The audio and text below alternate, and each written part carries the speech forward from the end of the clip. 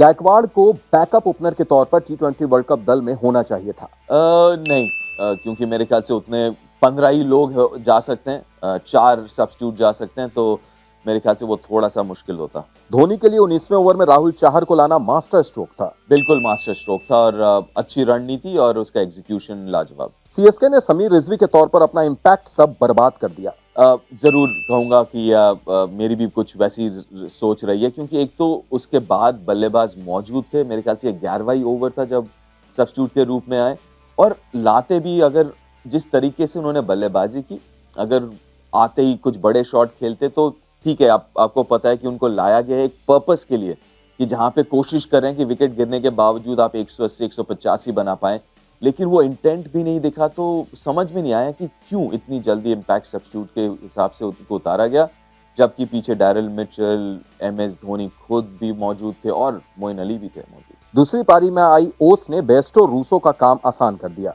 बिल्कुल, काफी हद तक, जी हाँ, बहुत मुश्किल था, और जितना ओस दिखा मैदान में, बहुत फर्क पड़ा उससे।